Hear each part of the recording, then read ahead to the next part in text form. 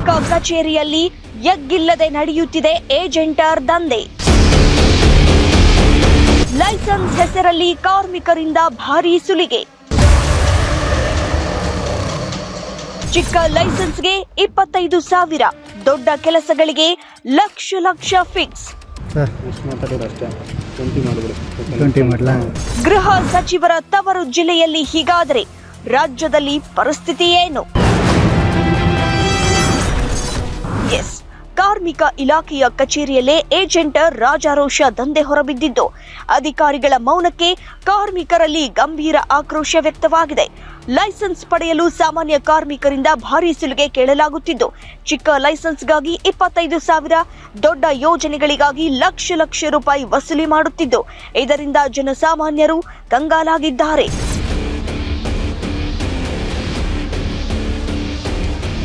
ಕಾರ್ಮಿಕ ಕಚೇರಿಯಲ್ಲಿ ಏಜೆಂಟರು ರಾಜಾರೋಷವಾಗಿ ಹಣ ವಸೂಲಿ ಮಾಡಿದ್ದಾರೆ. ಇದಕ್ಕೆ ಅಲ್ಲಿನ ಅಧಿಕಾರಿಗಳು ಇಬ್ರಾಹಿಂ ಸಂಪೂರ್ಣ ಸಾಥ್ ನೀಡುತ್ತಿದ್ದು, ಈತನೇ ಏಜೆಂಟರ್ ಬಳಿ ಹೋಗುವಂತೆ ಸೂಚನೆ ನೀಡುತ್ತಾನೆ. BOCWA ಲೈಸೆನ್ಸ್ಗೆ ಸರ್ಕಾರ ನಿಗದಿಪಡಿಸಿರುವ ಶುಲ್ಕ ಕೇವಲ 2,700 ರೂಪಾಯಿ ಮಾತ್ರ ಎಂಬುದಕ್ಕೆ ಪೂರಕವಾಗಿ ಕಾರ್ಮಿಕರು ಅಧಿಕೃತವಾಗಿ ಹಣ ಪಾವತಿಸಿರುವ ಇ ಪೇಮೆಂಟ್ ರಸೀದಿಯೂ ಲಭ್ಯವಿದೆ. ಇದರ ಹೊರತಾಗಿಯೂ ಏಜೆಂಟರ್ಗೆ ಹೆಚ್ಚುವರಿ ಹಣ ನೀಡದ ಕಾರಣಕ್ಕೆ ಅರ್ಜಿಯನ್ನ ರಿಜೆಕ್ಟ್ ಮಾಡಲಾಗಿದೆ ಎಂಬ ಗಂಭೀರ ಆರೋಪ ಕೇಳಿಬಂದಿದೆ. ನಿಯಮಾನುಸಾರ ಹಣ ಪಾವತಿಸಿದರೂ ಕೇವಲ ಲಂಚ ಕೊಡಲಿಲ್ಲ ಎಂಬ ಕಾರಣಕ್ಕೆ ಕಡತವನ್ನ ತಿರಸ್ಕರಿಸಿರುವುದು ಸಂಶಯಕ್ಕೆ ಎಡೆ ಮಾಡಿಕೊಡುತ್ತಿದೆ. ಈ ಸಂಪೂರ್ಣ ವಿಚಾರದಲ್ಲಿ ಯಾರು ಯಾವ ಕಾರಣಕ್ಕೆ ಅರ್ಜಿಯನ್ನ ರಿಜೆಕ್ಟ್ ಮಾಡಿದ್ದಾರೆ ಎಂಬುದರ ಬಗ್ಗೆ ಮೇಲಿನ ಅಧಿಕಾರಿಗಳು ಸಮಗ್ರ ತನಿಖೆ ನಡೆಸಬೇಕು ಎಂದು ಕಾರ್ಮಿಕರು ಆಗ್ರಹಿಸಿದ್ದಾರೆ. ಇಬ್ರಾಹಿಂ ಮೇಲೆ ಈ ಹಿಂದೆ ಸಾಕಷ್ಟು ಭ್ರಷ್ಟಾಚಾರದ ಆರೋಪ ಕೇಳಿಬಂದಿದೆ.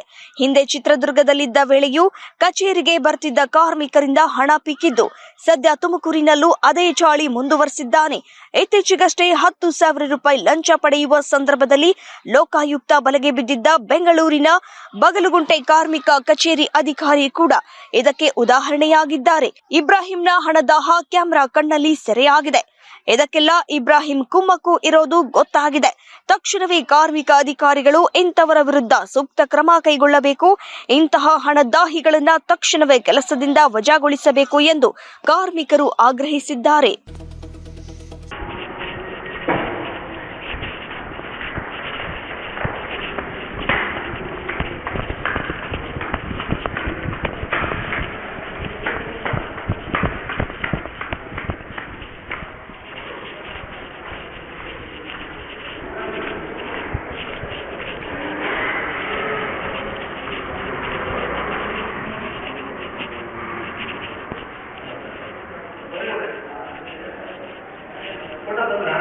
ಸರ್ ಅಣ್ಣ ಹೊರಗಡೆ ಹೋಗಿದ್ದಾರೆ ಬಿಲ್ಡಿಂಗಿಗೆ. ವಿಡಿಯೋ ಕಾಲು ಫೋಟೋ ಎಲ್ಲ ಇದ್ದರೆ ನಾನು ಜಸ್ಟ್ ಮಾತಾಡೋದು. ನನಗೆ ಬಿಲ್ಡಿಂಗ್ ಅವರು ಬೇರೆ ಬಿಲ್ಡಿಂಗ್ ನೋಡ್ತೀವಿ. ಆಯಿತು, ಬಿಲ್ಡಿಂಗ್ ಎಲ್ಲ ಕರೆಕ್ಟಾಗಿರಬೇಕು. ನಾನು ಇನ್ಸ್ಪೆಕ್ಟ್ರು ಕಳಿಸ್ತಾ ಇದ್ದೀನಿ, ಲೊಕೇಶನ್ ನನಗೆ ಕಳಿಸ್ತೀನಿ. ಎಲ್ಲಿ ಬಿಲ್ಡಿಂಗ್ ಐತೆ ನಮ್ಮ ಸಾಹೇಬ್ ಎಲ್ಲ ಅವರು ಚಿಕ್ಕನಾಗಿ ಹೇಳಿರು, ಅವ್ರು ಅಲ್ಲಿ ಕಳಿಸ್ತೀನಿ. ವೆರಿಫಿಕೇಶನ್ ಓಕೆ ಅಂದರೆ ಜಸ್ಟ್ ಮುಂದೆ ತೋರಿಸಿ ಅಲ್ಲಿರಿ ಆಚೆ ಬಸ್. ಆಯ್ತು ಸರ್.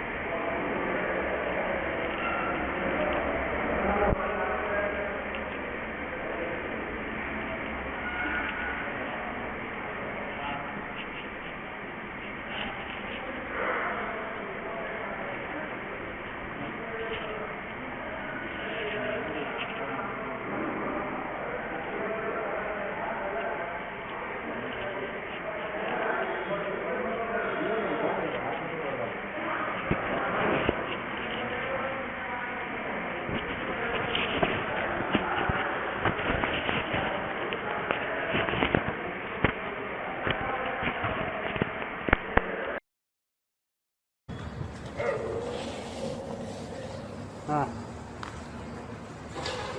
ಹಾಂ ಓಕೆ ಸರ್ ಆಯ್ತು ಇವರೇ ಸರ್ ಇಷ್ಟು ಮಾತಾಡಿರೋ ಅಷ್ಟೇ 20 ಮಾಡಿಬಿಡಿ 20 ಮಾಡಲಾ ಇವರೇ ಸರ್ ಇಷ್ಟು ಮಾತಾಡಿರೋ ಅಷ್ಟೇ 20 ಮಾಡಿಬಿಡಿ 20 ಮಾಡಲಾ ಇಲ್ಲ ಸಾಹೇಬ್ರೆ 20 ಹೇಳ್ಬೇಕಿತ್ತು ನಾನು ಫೈನಲ್ ನಾನು ಎಷ್ಟು ಮಾತಾಡ್ರೆ ಅಷ್ಟೇ ಕೊಟ್ಟು ತಗೊಂಬಂದು ನನಗೆ ಬಿಲ್ ಕೊಡ್ತೀನಿ ಹೌದಾ, ಅಲ್ಲ ಅಲ್ಲ ಸರ್ ಹೇಳಿ ಇದ್ದಾರೆ ಬನ್ನಿ ನಾನು ಚೆಕ್ ರೆಡಿ ಇದೆ ಬನ್ನಿ ಬನ್ನಿ ಬನ್ನಿ ರೆಡಿ ಇದ್ದಾರೆ ಬನ್ನಿ ಚೆಕ್ ರೆಡಿ ಇದೆ ಬನ್ನಿ ಒಂದು 2 ಕೊಡಕ್ಕೆ ಹೇಳಿದ್ದಾರೆ ಆಯಿತು ಮಾಡ್ಕೊಂತ 2 ಮತ್ತು ಇದು ಸಾಹೇಬ್ರಿಗೆ 20 ಅಷ್ಟೇ ಇದೆ ತಗೊಂಬನ್ನಿ ತಗೊಂಬನ್ನಿ ಒಂದು ಬಿಲ್ಡಿಂಗ್ ಫೋಟೋ ಬಿಲ್ಡಿಂಗ್ ಒಂದು ಫೋಟೋ ಈಗಲೇ ಅಲ್ಲ ಈಗ ಕಳಿಸ್ತೀನಿ ಅವರು ಆಚೆ ಹೋಗಿದ್ದಾರೆ ಅದಕ್ಕೆ ಅವರು ಅಮೌಂಟು ಕಳಿಸಿಲ್ಲ ತಗೊಂಬನ್ನಿ ಹಲೋ ಹಲೋ ಸರ್ ನಮಸ್ತೆ ಅದು ಲೊಕೇಶನ್ ಕಳಿಸಿದ್ವಿ ನೋಡಿ ಸರ್ ಅದನ್ನು ನಮ್ಮ ಹುಡುಗ ಕಳಿಸಿದ್ದಾರೆ ಫಾರ್ವರ್ಡ್ ಮಾಡಿದ್ದೀನಿ ನೋಡಿ ನಿಮಗೆ ಸೈಟಿಂದ ಹಾಂ ಸರ್ ಈಗ ಬೇಸಿಕ್ ಬರುತ್ತಾ ಮೇಡಮ್ ಒಂದು ನಿಮಿಷ ಹಂಗೆ ಬೇಸಿಕ್ ಬರುತ್ತಲ್ಲ ಮೇಡಮ್ ಬರೀ ಮೇಡಮ್ ಒಂದೆರಡು ಅಲ್ಲ ಹೇಳಿದ್ರೆ ಹಾಂ ಸರ್ ಕಳಿಸಿ ನೋಡಿ ಸರ್ ಲೊಕೇಶನ್ ಅದು ಲೊಕೇಶನ್ ಬಿಲ್ಡಿಂಗ್ ಒಂದು ಫೋಟೋ ಕಳಿಸಿರೋದು ಹೌದಾ ಸರ್ ಈಗ ಭೇಟಿ ಆಗ್ತೀರಾ ತುಮಕೂರಲ್ಲಿ ನಾನು ವೆಯ್ಟ್ ಮಾಡ್ತಾ ಇದ್ದೇನೆ ಅದಕ್ಕೋಸ್ಕರ ತುಮಕೂರಲ್ಲಿ ಹೇಳಿದ್ರಾ ನೀವು ಸರ್ ಸದ್ಯಕ್ಕೆ ನಾನು ಇವಾಗ ಗುಬ್ಬಿಗೇಟ್ ಹತ್ರ ಇದ್ದೆ ನಾನು ಇವಾಗ ವೆಯ್ಟ್ ಮಾಡ್ತಾ ಇದ್ದೆ ಈಗ ಎಲ್ಲಿ ಸಿಗ್ತೀರಾ ನೀವು ಈಗ ಅಲ್ಲಿಗೆ ಬರ್ತೀನಿ ಬರ್ತೀರಾ ಆಫೀಸಲ್ಲಿ ಇಲ್ಲ ಇಲ್ಲೇ ಭೇಟಿ ಮಾಡಂತಂದ್ರೆ ಸರ್ ಎಲ್ಲೆಲ್ಲಿ ಆಫೀಸ್ ನಿಮ್ಮದು ವಿಷನ್ ಕನ್ಫರ್ಟ್ ಅಂತ ಸರ್ ಹೌದಾ ಸರಿ ಸರಿ ಅಂದ್ರೆ ಇಲ್ಲೇ ಭೇಟಿ ಮಾಡ್ತೀರಾ ಮನೆ ಯಾರು ಬಂದಿದ್ದಾರೆ ಅವ್ರು ಯಾರು ಮನೆ ಬಂದರು ನಮ್ಮ ಹುಡುಗನೇ ಸರ್ ನಮ್ಮ ಹುಡುಗನೇ ಅವನು ಅಲ್ಲ ಅವರು ವಿಡಿಯೋ ರೆಕಾರ್ಡಿಂಗ್ ಎಲ್ಲ ಮಾಡ್ಕೊಳೋದು ಫೋಟೋ ಅದೆಲ್ಲ ತೆಗಿಯೋದು ಅದೆಲ್ಲ ಮಾಡ್ಯಾರ ಅವರು ಈಗ ಮಾಡಿದ್ರೆ ಹೆಂಗ ಗೊತ್ತಾ ಅರ್ಥ ಆಗ್ಲಿಲ್ಲ ಅರ್ಥ ಆಗ್ಲಿಲ್ಲ ಅರ್ಥ ಆಗ್ಲಿಲ್ಲ ಸರ್ ಅರ್ಥ ಆಗ್ಲಿಲ್ಲ ಸ್ಥಳೀಯ ಸುದ್ದಿ ಸಮಾಚಾರಗಳಿಗಾಗಿ ಏಕೈಕ ಆಯ್ಕೆ ಚಿರಾಯು ಕನ್ನಡ ಟಿವಿ. ಹೊಸ ರೂಪ ಮತ್ತಷ್ಟು ಗುಣಮಟ್ಟದೊಂದಿಗೆ ನಿಮ್ಮ ಪರವಾಗಿ ನಿಮ್ಮ ಧ್ವನಿಯಾಗಿ ಬರುತ್ತಿದ್ದೇವೆ.